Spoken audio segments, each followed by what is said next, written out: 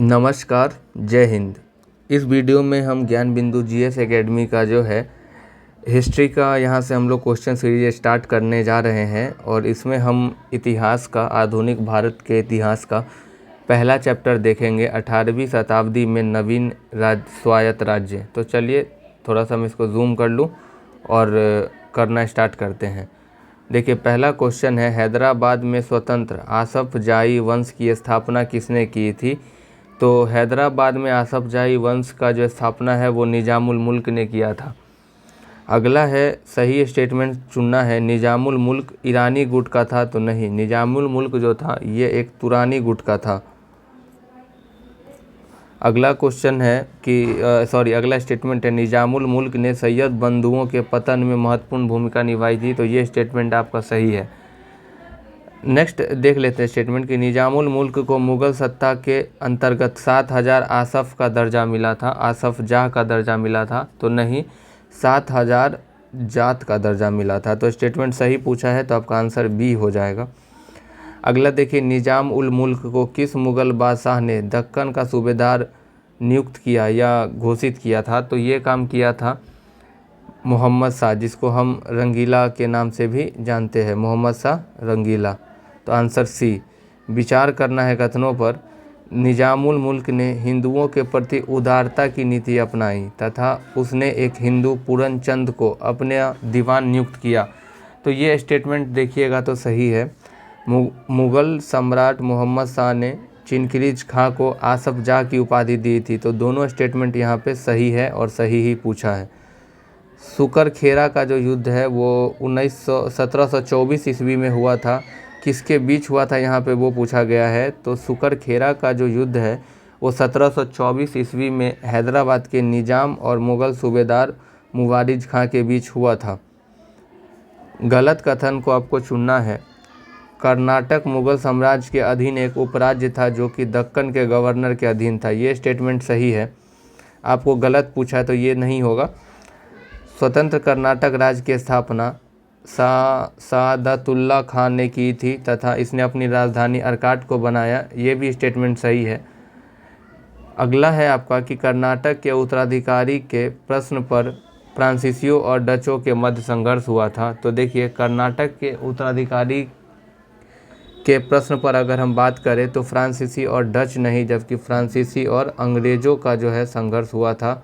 और स्टेटमेंट आपका 3 आंसर हो जाएगा क्योंकि 3 ही गलत कथन है।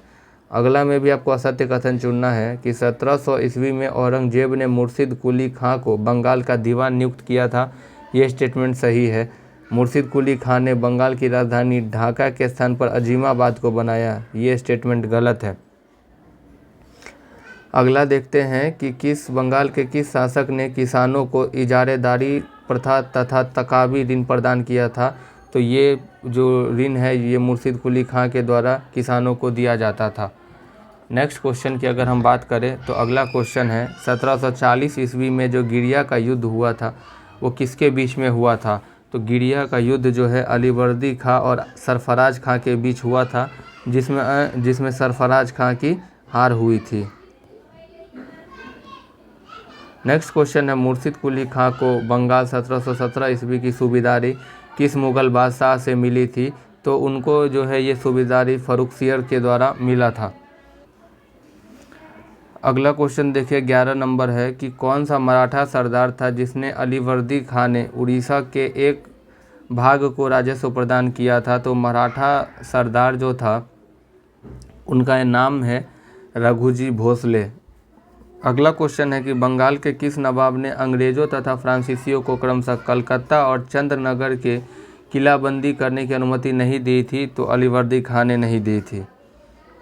अगला क्वेश्चन है कि बंगाल के किस नवाब ने यूरोपीय लोगों की तुलना मधुमक्खी के छत्ते से की, जिसे यदि न छेड़ा जाए तो वे शहद देंगी किंतु छेड़ा जाए तो वो काट काट कर मार डालेंगी? तो ये बहुत फेमस लाइन है जो अलीवर्दी खां का है। और एक बात और याद रखिएगा कि अलीवर्दी खां जो है वो मुग़लों को टैक्स या कर नहीं देते थे। ठीक। बंगाल के नवाब अलीवर्दी खां की मृत्यु के बाद 1756 ईस्वी के बाद उत्तराधिकारी सिराजुद्दौला बना और ये अलीवर्दी खां का जो है नाती था।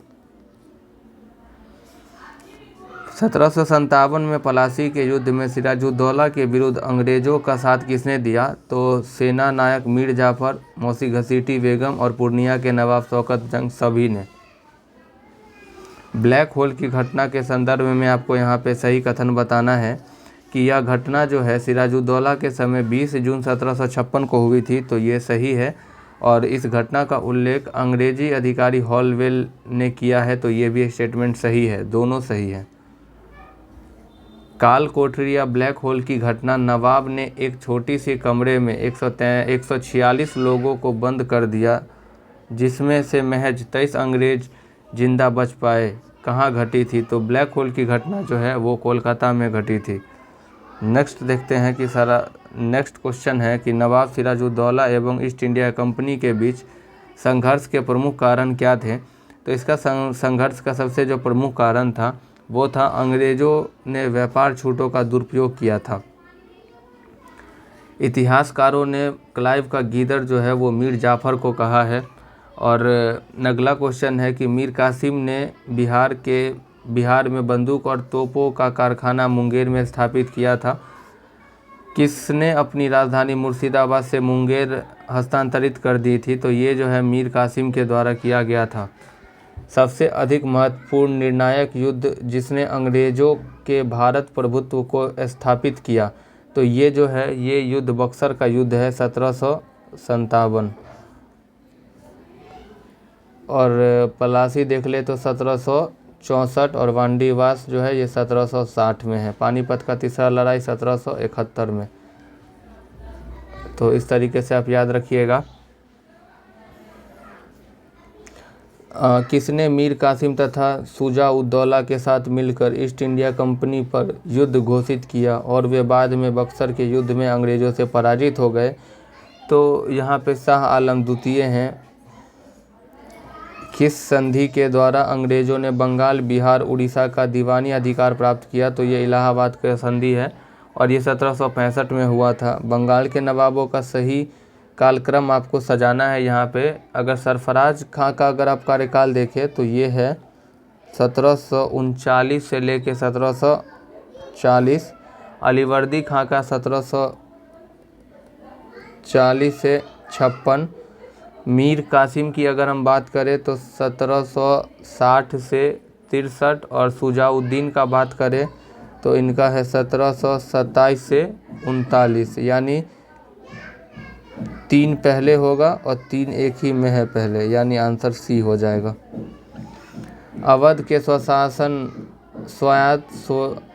के स्वायत्त राज्य की स्थापना किसने किया था? तो शहादत खां के द्वारा हुआ था।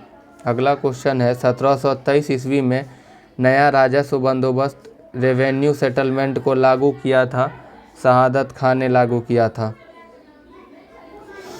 मुगल बादशाह मोहम्मद शाह रंगीला ने निम्नलिखित में से किसको बुरहान उल मुल्क की उपाधि दी थी? तो शहादत खां को बुरहान उल मुल्क के नाम से भी जाना जाता है। असत्य कथन को चुनना है, तो यहाँ पे देखिएगा शहादत खां एक ईरानी गुट का था, ये सही है। 1739 में शहादत खां की मृत्यु के बाद सफदरजंग अवध का नवाब बना, ये भी सही है। सफदरजंग के समय में अवध के लखनवी तहजीब विकसित हुई, ये भी सही है। 1754 में सफदरजंग के मृत्यु के पश्चात उसका पुत्र अबुल मंसूर अवध का नवाब बना, तो ये स्टेटमेंट ही गलत है और ये आपका आंसर हो जाएगा। देखिए अबुल मंसूर नहीं बना था, बल्कि कौन बना था? शुजा-उद-दौला। ठीक है। नवाब वज़ीर के नाम से हम जानते हैं किसको? अवध के नवाब को नवाब वज़ीर के नाम से भी जानते हैं। अवध के किस शासक को नवाब वज़ीर के नाम से जानते हैं? तो उनका नाम है शहादत खां। अवध के किस नवाब को नवाब वज़ीर के नाम से जाना जाता है? तो वो जो है शहादत नहीं, सफदरजंग होगा, जो कि अवध के बहुत ही फेमस नवाब रहे हैं। विचार करना है। शुजा-उद-दौला ने मुग़ल बादशाह शाह आलम द्वितीय को शरण दिया था। आसफ उद्दौला ने अवध की राजधानी फैजाबाद से लखनऊ हस्तांतरित किया था, तो ये भी किया था। सही पूछा है तो दोनों हो जाएगा, एक और दो दोनों। देखिए 1761 में जो पानीपत का तीसरा युद्ध हुआ था उसमें अफगान शासक अहमद शाह अब्दाली का साथ किसने दिया था, तो उनका साथ शुजा उद्दौला ने दिया था।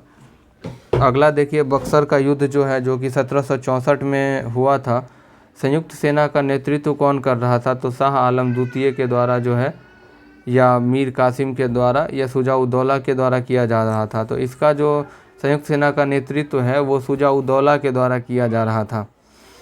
लखनऊ का जो बड़ा इमामबाड़ा है वो किसने बनवाया था, आसफ उद्दौला ने। डलहौजी ने किसकी रिपोर्ट के आधार पर अवध पर कुशासन का आरोप लगाकर अंग्रेजी शासन या साम्राज्य में मिलाया था, तो आउट्रम की रिपोर्ट को। तालीकोटा का युद्ध जो है वो 1565 ईस्वी में लड़ा गया था। किस शासक पर वाडियार वंश का शासन था, तो वाडियार वंश का शासक जो है मैसूर पर था। वाडियार वंश का अंतिम शासक का क्या नाम था, कृष्णराज। असत्य कथन का चयन करना है कि देखिए मालाबार तट पर भूमि कर हैदर अली ने लगाया, तो ये स्टेटमेंट सही है। अगला स्टेटमेंट है कि हैदर अली की मृत्यु जो है वो 1782 में हुई थी, ये भी सही है। नेक्स्ट है आपका टीपू सुल्तान का संघर्ष नायरो से वर्षों तक चला, तो ये स्टेटमेंट गलत है, यानी आंसर सी आपका उत्तर हो जाएगा। 41 नंबर क्वेश्चन है कि 1755 में डिंडीगुल में मैसूर में एक आधुनिक शस्त्रागार स्थापित किसके द्वारा किया गया था, तो ये हैदर अली के द्वारा किया गया था। 1761 ईस्वी में किसको हटाकर हैदर अली मैसूर का शासक बना था, तो उन्होंने नंदराज को हटा के, देखिए नंदराज को हटा करके मैसूर के शासन अपने हाथों में लिया था। मैसूर राज्य में किसने जागीर बांटने की प्रथा पर रोक लगाई, तो यह रोक जो है हैदर अली के द्वारा लगाया गया। 18वीं सदी की शुरुआत में केरल में 4 प्रमुख राज्य थे, उसमें से कौन सा एक नहीं था, तो मालाबार उसमें शामिल नहीं था। बाकी चिरक्कल, कालीकट और त्रावणकोर जो है केरल के 4 प्रमुख राज्य में शामिल थे। उत्तर दक्षिण भारतीय राजा का नाम बताइए जिसने डचों को हराकर केरल में उनकी राजनीतिक सत्ता को समाप्त कर दिया, तो उनका जो नाम है वो है मार्तंड वर्मा। केरल के राजा मार्तंड वर्मा के बारे में कौन सा कथन गलत दिया हुआ है, तो इसमें जो है सी नंबर गलत है कि उसने शांति बनाए रखने के लिए यूरोपीय अधिकारियों को भारी रिश्वत नहीं दिया था। बाकी जो है ये सब सही है कि मार्तंड वर्मा त्रावणकोर का शासक था और उन्होंने सामंतों का दमन किया और यूरोपीय मॉडल पर उन्होंने अपना मजबूत या आधुनिक सेना को संगठित किया था। नेक्स्ट क्वेश्चन है, आपको फिर से विचार करना है। पहला क्वेश्चन है कि मार्तंड वर्मा का उत्तराधिकारी कार्तिक तिरुनमल राम वर्मा हुआ, जो एक प्रसिद्ध विद्वान, कवि, संगीतज्ञ तथा अभिनेता था, तो ये स्टेटमेंट सही है। और 18वीं सदी में मलयालम साहित्य के महान कवि कुंचन नंबियार थे, तो ये भी स्टेटमेंट सही है और यहाँ पे सही ही पूछा है, तो आपका आंसर सी हो जाएगा बोथ। यहाँ पे 48 नंबर क्वेश्चन में आपको मिलान करना है, तो चलिए देखते हैं। देखिए यहाँ पे बंगाल का शासक कौन था। बंगाल की शासक की अगर हम बात करें तो वो मुर्शिद कुली खां थे, यानी ए का 3 हो जाएगा।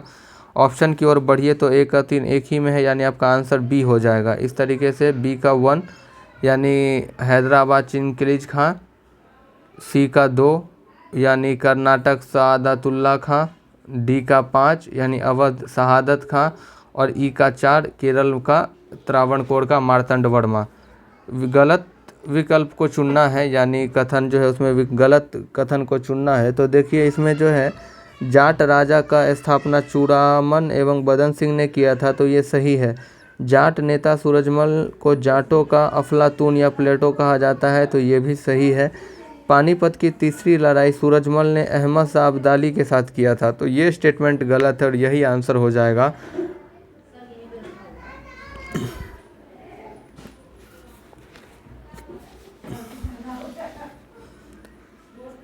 रुहेलखंड की स्थापना किसके द्वारा की गई थी, तो रुहेलखंड की स्थापना अली मोहम्मद खां के द्वारा किया गया था। रुहेलखंड क्षेत्र निम्नलिखित में से किस क्षेत्र में स्थित है, तो रुहेलखंड जो है हिमालय का तराई क्षेत्र यूपी का आता है।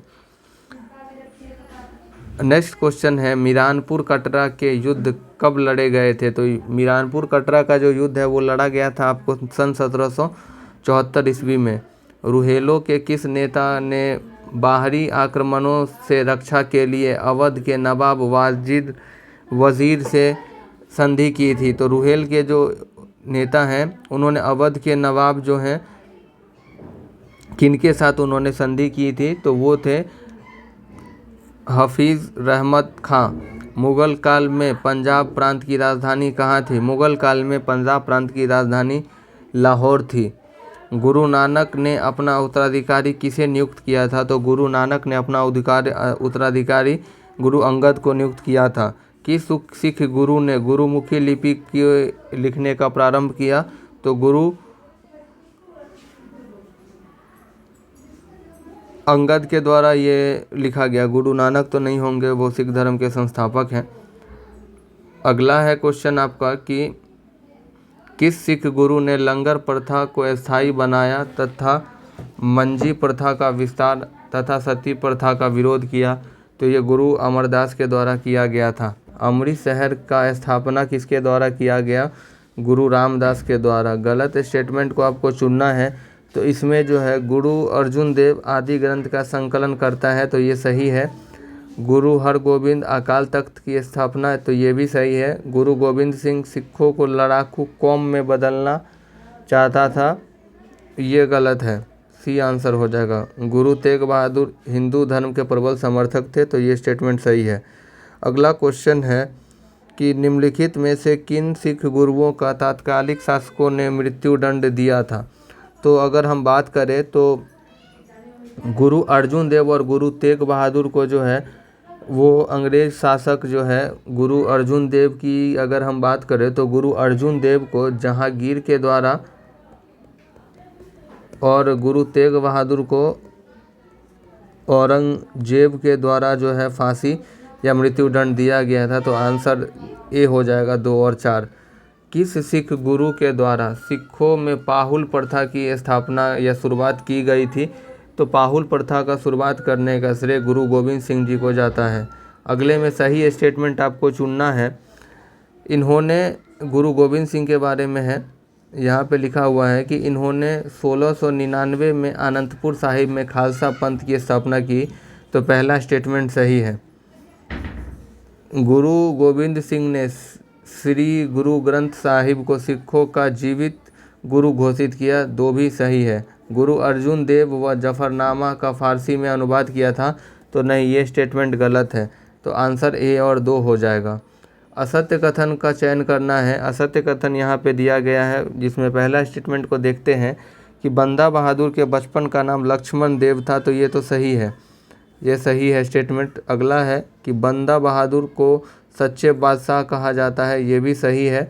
मुग़ल बादशाह मोहम्मद शाह ने बंदा बहादुर की हत्या करवा दी, ये स्टेटमेंट गलत है और गलत ही पूछा, यानी आंसर सी हो जाएगा आपका आंसर। बात करें तो इनकी हत्या जो है वो 1716 में फर्रुखसियर ने किया था। गुरु गोविंद सिंह के बाद सिखों का नेतृत्व बंदा बहादुर ने संभाला, ये भी स्टेटमेंट आपका सही है। दल खालसा संगठन किसके नेतृत्व में गठित किया गया था? तो ये कपूर सिंह के नेतृत्व में दल खालसा का गठन किया गया था। नेक्स्ट क्वेश्चन देखते हैं। अगला क्वेश्चन है कि सिख गुरु में राखी प्रथा के अंतर्गत प्रत्येक गांव से उपज का कितना भाग लेकर दल खालसा में सुरक्षा के प्रबंध हेतु लिया जाता था? तो उपज का 1/5वां भाग जो है लिया जाता था। कपूर सिंह के निधन के पश्चात दल खालसा का नेतृत्व किसने संभाला? तो उनके मर जाने के बाद जस्सा सिंह अहलूवालिया ने दल खालसा का नेतृत्व संभाला। रणजीत सिंह का संबंध किस मिसल से है? तो उनका मिसल है सुकरचकिया मिसल। सिख को 12 स्वतंत्र मिसल जत्था में किसने विभाजित किया था? तो जत्था मिसल में विभाजित करने का जो काम है वो जस्सा सिंह अहलूवालिया ने किया था, यानी बी। शेर ए पंजाब के नाम से किसे जाना जाता है? तो राजा रणजीत सिंह को शेर ए पंजाब के नाम से जाना जाता है। रणजीत सिंह ने लाहौर के ऊपर अपना अधिकार कब स्थापित किया था? तो उन्होंने लाहौर के ऊपर 1799 में अपना अधिकार घोषित किया था। साहू जी को मुग़लों की कैद से बहादुर शाह प्रथम ने कब आज़ाद कर दिया? तो साहू जी को जो है बहादुर शाह प्रथम ने मुग़लों के कैद से 1707 में आज़ाद कर दिया था। 1700 ईस्वी में राजा राम की मृत्यु के बाद मराठों ने मुग़लों के विरुद्ध उसकी पत्नी जो है, उसकी पत्नी ताराबाई के नेतृत्व में जारी रखा था अपना संघर्ष। अगला क्वेश्चन है, मराठा साम्राज्य की सर्वाधिक शक्तिशाली महिला कौन थी? तो सर्वाधिक शक्तिशाली महिला ताराबाई थी। साहू जी ने शासन प्रबंध की देखभाल के लिए किसे मराठा राज्य का पेशवा नियुक्त किया था? तो साहू जी ने मराठा शासक का पेशवा नियुक्त किया था बालाजी विश्वनाथ को। पेशवा का पद किस पेशवा के समय से वंशानुगत हो गया था? तो बालाजी विश्वनाथ के समय से हुआ था ये, बालाजी बाजीराव नहीं। मराठा साम्राज्य का दूसरा संस्थापक या दूसरा प्रवर्तक जो है वो किसे कहते हैं? तो उनका नाम है बालाजी विश्वनाथ। यहाँ पे चौथ और सरदेशमुखी के बारे में आपको विचार करना है कि सरदेशमुखी उन भूमि पर 10% की अतिरिक्त जुर्माना था जिस पर मराठों ने वंशानुगत अधिकार का दावा किया। तो ये स्टेटमेंट सही है। चौथ के बारे में बताया गया है कि मराठा छापों से बचने के लिए चौथ मराठाओं को दिए जाने वाले भू राजस्व का 1/4 था। तो दोनों स्टेटमेंट यहाँ पे क्या है? राइट है। किस मराठा पेशवा ने चौथ एवं सरदेशमुखी कर वसूल करने का अधिकार मराठा सरदारों को दे दिया था? तो बालाजी विश्वनाथ ने ये काम किया था। किसने कहा कि हमें इस जर्जर वृक्ष के तने पर प्रहार करना चाहिए, शाखाएं तो अपने आप ही गिर जाएंगी? तो ये जो प्रसिद्ध कथन है ये बाजीराव प्रथम ने मुग़ल साम्राज्य के लिए किया था, क्योंकि उस समय में मुग़लों की जो आर्थिक स्थिति, सामाजिक स्थिति और राजनीतिक स्थिति काफ़ी ख़राब हो चुकी थी। नाना साहेब के नाम से कौन प्रसिद्ध थे? तो नाना साहेब के नाम से जो प्रसिद्ध थे उनका नाम था बालाजी बाजीराव, और इनका कार्यकाल अगर हम देख लें तो इनका कार्यकाल है 1740 से 1761। पानीपत की तीसरी लड़ाई में मराठा तोपखानों का अधिकारी कौन था? तो इब्राहिम गारदी था मराठाओं तोपखानों का अधिकारी।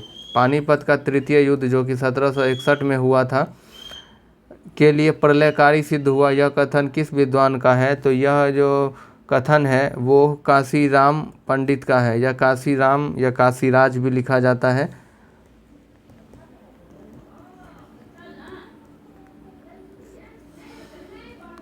सालबाई की संधि कब हुई थी? तो सालबाई की संधि जो है 1782 ईस्वी में हुई थी। मुग़ल सम्राट शाह आलम द्वितीय ने किसके सलाह पर पेशवाओं को नायब ए गुनायब बनाया था? तो शाह आलम द्वितीय ने महादजी सिंधिया के कहने पर जो है पेशवाओं को नायब ए गुनायब बनाया था। जहाँ पर आपको मिलान करना है तो देखिए, बड़ौदा के जो थे वो कौन थे, इंदौर के संस्थापक कौन थे, नागपुर के कौन थे, इस तरीके से आपको मिलान करना है। बात करें बड़ौदा का तो बड़ौदा के थे गायकवाड़, यानी ए का 2 हो जाएगा। अब देखिए ए का 2 यहाँ है, यानी तो ये नहीं होगा, ये नहीं होगा।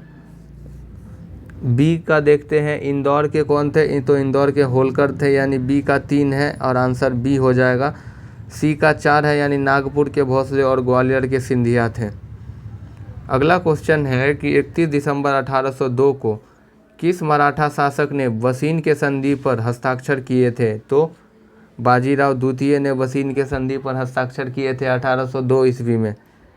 विचार करना है और सही कथन बताना है कि हैदराबाद राज्य से आरकोट को निजामत का उदय हुआ था। तो पहला स्टेटमेंट सही है। अगला स्टेटमेंट है आपका कि विजयनगर साम्राज्य से मैसूर राज्य का उदय हुआ था, ये भी सही है। रुहेलखंड राज्य का गठन अहमद शाह दुर्रानी द्वारा अधिकृत राज्य क्षेत्र में से हुआ था, तो ये स्टेटमेंट गलत है। ये अहमद शाह दुर्रानी के द्वारा नहीं हुआ था, यह हुआ था अली मुहम्मद खां के द्वारा। ठीक है, अली मोहम्मद खां के द्वारा। तो 1 और 2 स्टेटमेंट ही यहाँ पर सही है।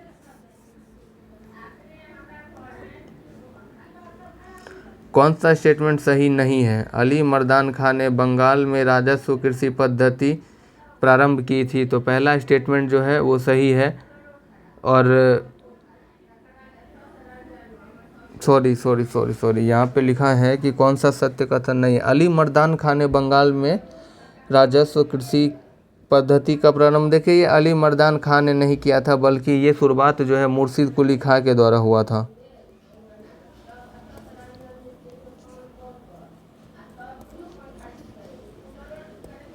ठीक है, बाकी का जो स्टेटमेंट है वो सही है। रणजीत सिंह ने लाहौर में तोपों के निर्माण के लिए आधुनिक ढलाई खाने स्थापित किए।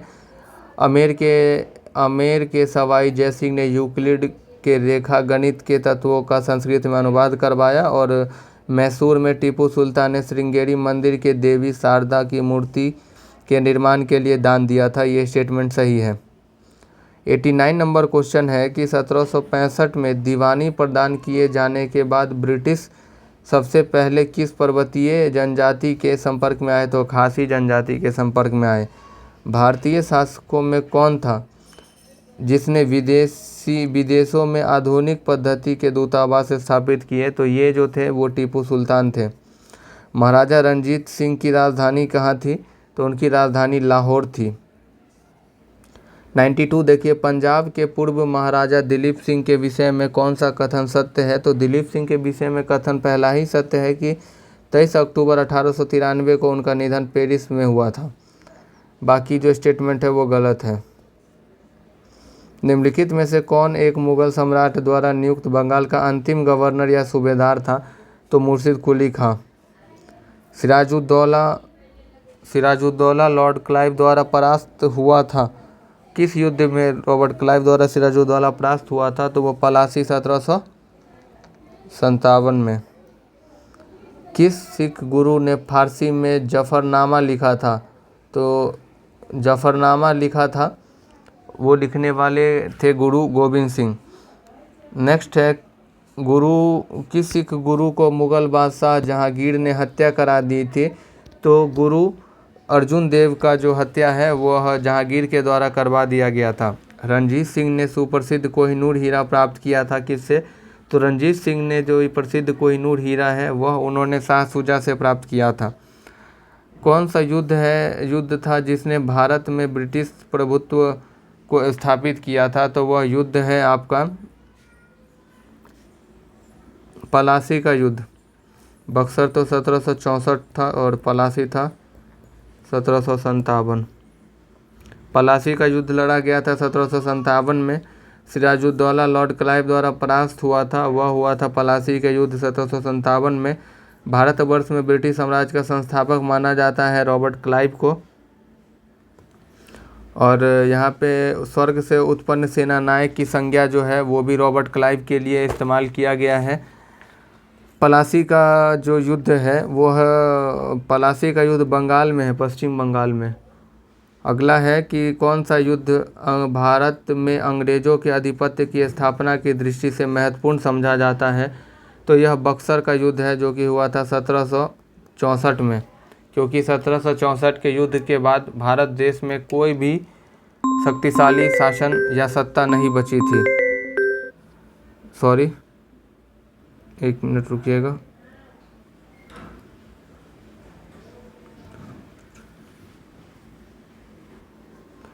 अगला देखिए, बक्सर के युद्ध के समय दिल्ली का शासक कौन था? तो बक्सर के युद्ध के समय दिल्ली का शासक शाह आलम द्वितीय था।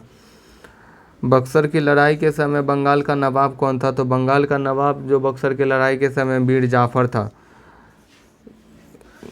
निम्नलिखित में से जिस एक शासक ने ईस्ट इंडिया कंपनी को दीवानी प्रदान की थी वह कौन था? वह था शाह आलम द्वितीय। 1765 ईस्वी में ईस्ट इंडिया कंपनी को बंगाल की दीवानी किसने प्रदान की थी? तो बंगाल की दीवानी उनको प्रदान की थी मुगल सम्राट ने। अगला क्वेश्चन है कि किस गवर्नर के कार्यकाल में ईस्ट इंडिया कंपनी को, यहाँ पे शाह आलम होगा, इसको काट दीजिए, शाह आलम द्वारा बंगाल, बिहार, उड़ीसा में दीवानी अधिकार दिए गए थे, तो ये दिया गया था लॉर्ड क्लाइव को, ये हो जाएगा। अगला है सम्राट शाह आलम द्वितीय ने ईस्ट इंडिया कंपनी को बंगाल, बिहार तथा उड़ीसा की दीवानी कब प्रदान की थी, तो वो किया था 12 अगस्त 1765 को। इलाहाबाद की संधि के बाद रॉबर्ट क्लाइव ने मुर्शिदाबाद का उप दीवान किसे बनाया था, तो उन्होंने मोहम्मद रजा खां को बनाया था। शिताब रॉय को जो है वो बिहार का उप दीवान नियुक्त किया गया था, और राय दुर्लभ को जो है उड़ीसा का। 1765 ईस्वी में दीवानी प्रदान किए जाने के बाद ब्रिटिश सबसे पहले निम्नलिखित में से किस पर्वतीय जनजाति के संपर्क में आए, तो खासी हो जाएगा इसका आंसर। अगला क्वेश्चन है, आपको सही चुनना है। अवध सल्तनत में हिंदू नायब वजीर के संबंध में आपको सही कथन का चयन करना है।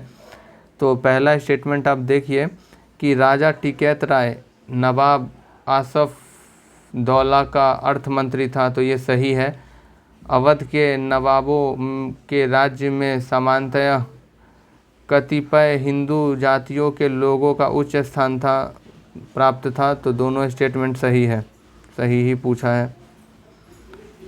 युद्धों का निम्नलिखित में सही कालानुक्रम आपको लगाना है। आप इसमें देखिएगा तो अंबर का युद्ध जो है सबसे पहले हुआ था, जो हुआ था 1749 में। पलासी का युद्ध 1757, वांडीवास 1760, बक्सर 1764, तो आंसर हो जाएगा बी। उस फ्रांसीसी सेनापति का नाम बताइए जो 1760 में वांडीवास युद्ध में पराजित हुआ था, तो काउंट लाली। वांडीवास का युद्ध 1760 में जो है ये ब्रिटिश ने फ्रेंच को हराया था, और ये ब्रिटिश ईस्ट इंडिया कंपनी और फ्रेंच ईस्ट इंडिया कंपनी के बीच हुआ था। सही सम्मेलन को आपको यहाँ पे चुनाव करना है, तो वांडीवास जो कि 1760 में हुआ था फ्रांसीसी विरुद्ध ईस्ट इंडिया कंपनी, तो बी ही सही है। किसने भारत में अंग्रेजों को सर्वाधिक सबसे ज़्यादा विरोध किसी से झेलना पड़ा, तो वो थे मराठे। निम्नलिखित में किसने कहा था ईश्वर की इच्छा थी कि मैं सब धर्मों का एक निगाह से देखूं, इसीलिए उसने दूसरी आँख की रोशनी ले ली, तो ये रणजीत सिंह के बारे में स्टेटमेंट था, उन्होंने ही ये कहा था। महाराजा रणजीत सिंह के उत्तराधिकारी कौन थे, तो खड़ग सिंह थे। राजा रणजीत सिंह ने किस स्थान पर अदालत ए आला की स्थापना की थी, तो उन्होंने अदालत ए आला की स्थापना जो है वो लाहौर में की थी, क्योंकि उनकी राजधानी भी लाहौर ही थी। सिख साम्राज्य का अंतिम शासक कौन था, सिख साम्राज्य का अंतिम शासक जो है राजा दिलीप सिंह थे। अगला क्वेश्चन है, पंजाब के विलय के पश्चात पंजाब पर शासन करने के लिए निम्नलिखित में कौन 3 परिषद का सदस्य नहीं था, तो यहाँ पर अगर हम बात करें तो H.M. इलियट तो नहीं था, और सर हेनरी लॉरेंस। यहाँ पे देखिए जो ऑप्शन इसमें त्रुटि है, ए नहीं होगा, डी होगा। ए और रॉबर्ट माउंटगोमरी और H.M. इलियट ये दोनों नहीं थे, तो आंसर ई हो जाएगा। इसको आपको बना लेना है ए प्लस डी, ठीक है, ए और डी होगा।